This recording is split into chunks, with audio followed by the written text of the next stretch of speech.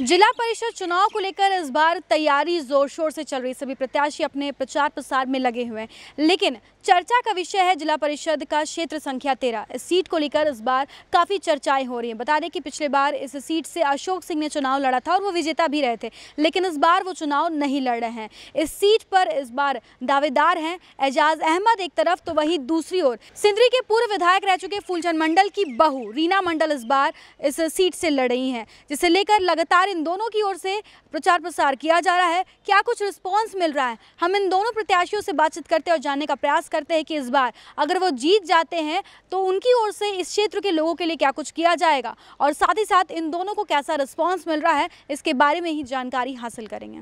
सबसे पहले तो आपका बहुत बहुत स्वागत है। धन्यवाद मैडम।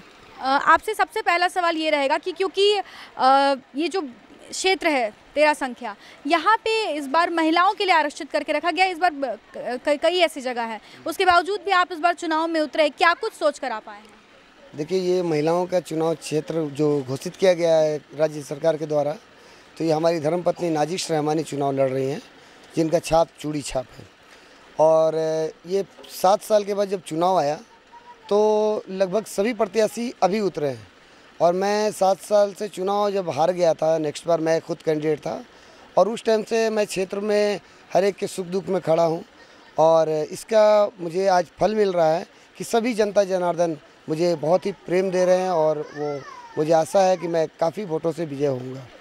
और अपने क्षेत्र का विकास, जैसे कि चापाकल, सड़क, गाँव में शिक्षा के लिए स्कूल तो है लेकिन वहाँ शिक्षक नहीं है, और बिजली की समस्या है, बहुत सी ऐसी समस्या है कि मैं अभी बता नहीं सकता। एक हमारे नगर क्यारी पंचायत में प्यारसाला गांव है जो कि आदिवासी गांव है, और वहां आज भी खटिया से उठा के पेशेंट को या कोई भी महिलाएं जब कुछ डिलीवरी रहता है या कोई भी बीमारी से ग्रसित होती हैं तो उनको ले जाया जाता है खटिया से।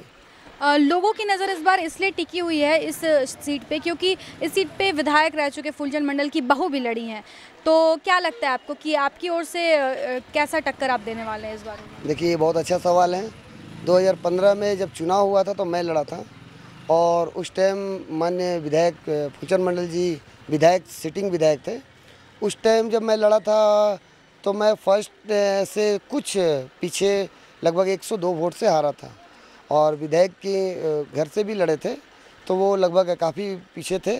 इसलिए मैं ये कहना चाहता हूँ कि ये टक्कर मेरा लगभग तो किसी से नहीं है। जनता जनार्दन जैसा कह रहे हैं कि इस बार चूड़ी हर एक घर से रांची तक खनकेगी चूड़ियों की आवाज़। बहुत बहुत धन्यवाद। बिल्कुल, इन्होंने ऐसा बताया कि इस चीज़ को लेकर इनके मन में कोई भी संदेह या शंका नहीं है कि विधायक के परिवार से कोई इस बार चुनाव में खड़ा है और इन्हें चुनौती देगा, क्योंकि इस चीज़ को लेकर यहाँ पर इन्होंने आश्वासन जताया है कि लोगों का अच्छा रिस्पांस देखने को मिल रहा है। इसके पिछले चुनाव में भी इन्होंने अच्छा प्रदर्शन किया था। हालाँकि कुछ हम कह सकते हैं कि कुछ वोटिंग की वजह से ये पीछे रह गए थे, लेकिन इस बार इनका मानना है और साथ ही साथ जिस प्रकार से लोगों का यहाँ पर रिस्पॉन्स देखने को मिल रहा है, इनका यही कहना है कि चुनाव चिन्ह जो दिया गया चूड़ी, इस बार वो ज़रूर खनकी, क्योंकि सभी महिलाओं सभी बहनों के हाथों में चूड़ी देखने को मिलती है। अब देखते हैं कि आगे चल के क्या कुछ रिस्पांस मिलता है। तो जैसा कि हमने बताया कि जिला परिषद का क्षेत्र संख्या 13 हॉट सीट एरिया बना हुआ है और यहाँ पर विधायक रहे फूलचंद मंडल की बहू रीना मंडल भी इस बार चुनाव में उतरी हुई हैं। आइए हम सीधा उनसे बातचीत करके जानने का प्रयास करते हैं कि अगर वो जीतती हैं तो उनकी ओर से यहाँ के क्षेत्र के लोगों के लिए क्या कुछ किया जाएगा और क्या अलग अलग योजनाएँ हैं। सबसे पहले तो आपका बहुत बहुत स्वागत है जिस पोस्ट में। Thank you. आपसे जानना चाहूँगी कि आपने क्या कुछ सोचकर अपने चुनाव में आने का निर्णय लिया, चुनाव लड़ने का? देखिए, अब तक हमने जितने भी दौरे किए हैं क्षेत्र का, बहुत जगह काम हुआ ही नहीं है, बहुत जगह पास हो के भी नहीं हुआ। जैसे यहाँ का जो नली है, ये मेरे पापा के टाइम में पास हुआ है, उसके बाद से कुछ काम नहीं हुआ है। जो भी किए हैं सिर्फ पापा ही किए हैं, उसके बाद कोई काम हुआ ही नहीं है। तो आपके हिसाब से आपको क्या लगता है कि यहाँ की जनता का कैसा रिस्पॉन्स देखने को मिल रहा है? देखिए, यहाँ का जनता का रिस्पांस बहुत अच्छा है। वो पापा के फेवर में ही बोले कि जो भी काम हुआ है विधायक जी ने किए, उसके बाद कोई काम नहीं हुआ है। तो अगर आप जीतती हैं तो यहाँ के क्षेत्र के लोगों के लिए क्या कीजिएगा? जैसे यहाँ का नली का बहुत प्रॉब्लम है, सड़क का भी बहुत प्रॉब्लम है, वो सब मैं मतलब समाधान करने की कोशिश करूँगी। महिलाओं के लिए विशेष तौर पर क्या करने वाली? इस बार जितनी भी सीटें हैं इसे भी महिलाओं के लिए आरक्षित कर दिया गया है, तो आपकी ओर से अगर आप जीतती हैं तो एक महिला होने के नाते आप महिलाओं के लिए क्या करने वाली हैं? देखिए, जितने भी ग्रामीण क्षेत्र में हम गए हैं वहाँ शिक्षा का स्तर काफ़ी नीचे है, और महिला जागरूक नहीं है, शिक्षित नहीं है, आत्मनिर्भर नहीं है। तो मेरा प्रयास यही रहेगा कि महिला को जागरूक किया जाए, शिक्षित किया जाए और आत्मनिर्भर बनाया जाए, तभी गांव का विकास हो सकता है। जी। इसके साथ ही साथ आपको क्या लगता है, क्योंकि आपका फैमिली बैकग्राउंड भी पॉलिटिकल रहा है, विधायक हैं, आपके घर से भी रह चुके हैं, तो उसका कितना असर आपको इस चुनाव में देखने को मिलेगा? देखिए, उसका असर है क्योंकि हम बहुत कुछ सीखे हुए हैं, इसका मुझे लाभ मिल रहा है। और ये भी है कि पापा का काफ़ी नाम भी है, पापा का मतलब जो भी लोग से मिल रहे हैं काफ़ी रिस्पेक्ट दे रहे हैं। तो आगे भी हमको मौका देना चाहते हैं कि जो पापा काम किए हैं हम भी आगे जारी रखें।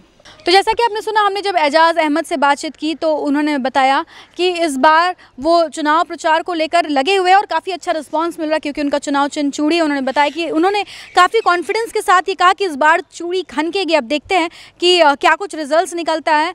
ये भी बताया कि इससे पहले भी वो इस चुनाव में खड़े हुए थे, और जब हमने ये उनसे पूछा कि क्योंकि विधायक के घर से भी इस बार चुनाव में है, तो उन्होंने बताया कि इसके पहले भी ऐसा ही रिस्पॉन्स देखने को मिला था और उन्हें इस बात का कोई भय नहीं है। वो उन्होंने साफ तौर पर कहा है कि वो अपनी ओर से ये लड़ाई जारी रखेंगे और अगर वो जीतते हैं तो क्षेत्र की जनता के लिए काफ़ी कुछ कार्य करेंगे। साथ ही हमने जब रीना मंडल से बातचीत की तो उन्होंने साफ तौर पर कहा है कि क्योंकि उनके फैमिली बैकग्राउंड में एक विधायक ऑलरेडी रह चुके हैं तो उनसे काफ़ी कुछ सीखने को मिला है, और उन्होंने साफ तौर पर ये दावा किया है कि जब तक उनके अंदर वो क्षेत्र था तब तक यहाँ पर काफ़ी कार्य हुए, लेकिन जब पिछले 5 साल से यहाँ पर कार्य नहीं हुआ, ऐसा भी उन्होंने आरोप लगाया है। उन्होंने साफ तौर पर कहा है कि वो पर्सनली सभी लोगों से जाकर मिल रही हैं और उनकी जो समस्या है उसके बारे में जान रही है, ताकि आने वाले समय में अगर वो जीतती हैं तो उन तमाम समस्याओं का समाधान किया जाएगा। अब ये तो देखने वाली बात होगी कि क्या कुछ रिस्पांस मिलता है इस चुनाव को लेकर, कौन जीतती है कौन हारती है, लेकिन अगर सही फैसला अगर यहाँ की जनता ले तो शायद उन्हें इन तमाम जो मूलभूत समस्या जिससे वो निजात पाना चाहते हैं उनसे वो निजात मिल सके। अब देखते हैं